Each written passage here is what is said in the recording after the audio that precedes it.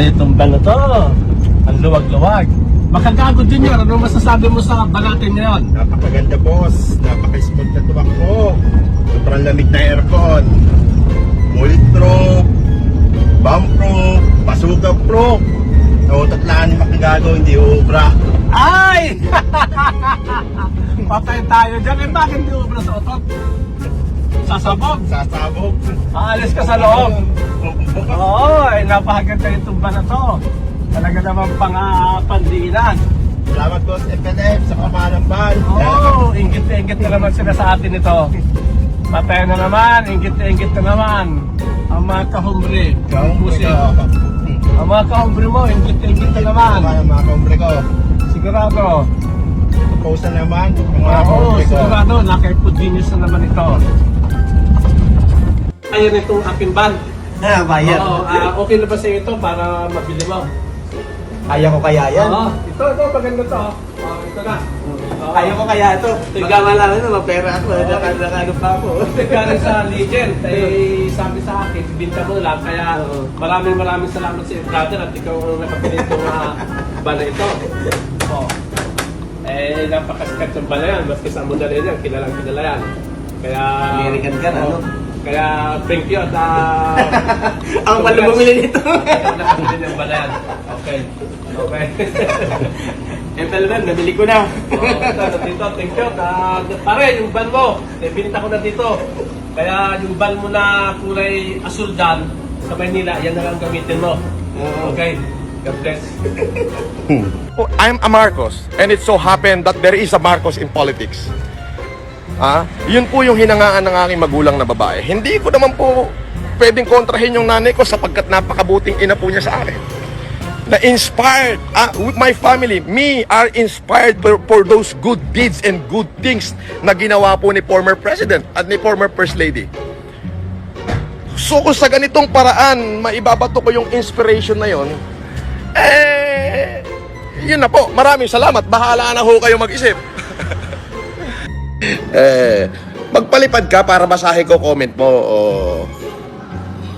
Magpalipad ka para basahin ko comment mo. Wala, hindi ko babasahin dyan.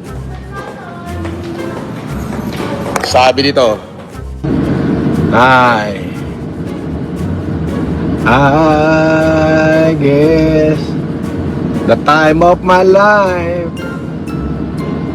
so I never felt this way before.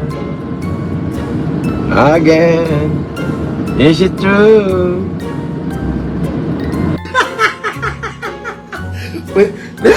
Ay, Carla, thank you. Uy, sarap niyang Carla. Mas masarap to pag may tahong. May jowa ka na, Carla? Wala. Sabihin mo, pag gusto mo na magka-jowa, Ay, naku, sir. Pagka gusto mo na, sabihin mo lang sa akin. Ako na lang. Wala rin akong jowa ngayon eh. Naligaw pa, no? Anong mahirap? Wala nang mahirap-hirap dyan eh. Ikaw naman. Sa umpisa, medyo masakit. Pero habang tumatagal, gumiginhawa.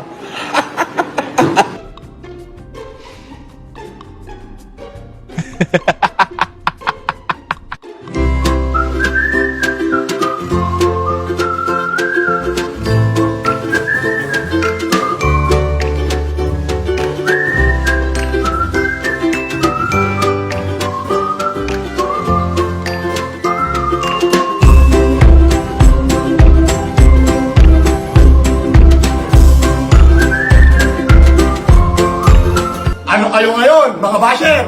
Ay di patay na patay kayo sa inggit.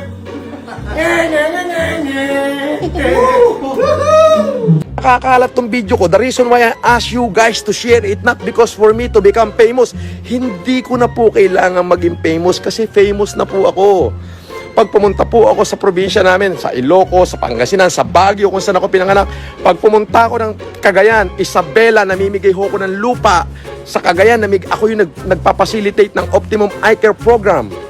Alam niyo po yun? So sikat na ako. Ayoko na nga akong mas maging sikat pa. Pero kung titignan niyo ho, lahat ng bahay dito sa amin, sarado. Alam niyo yung sarado. Katulong yung isa lang ang nasa labas. The rest sarado na. Bakit? Manang! Mag-ain ka na. Kakain na kami ni Casper.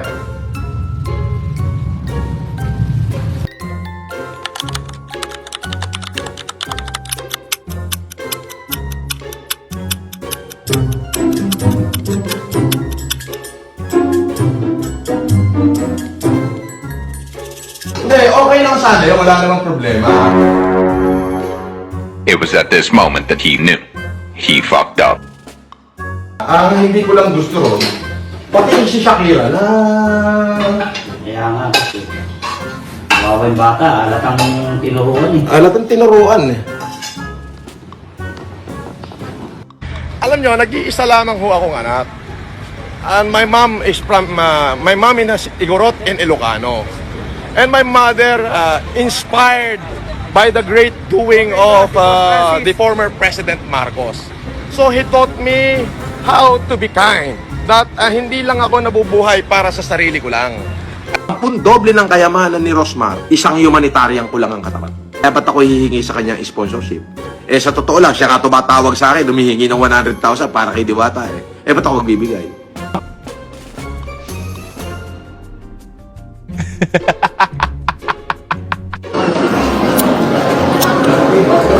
Tingnan mo, nakaupo ko rito.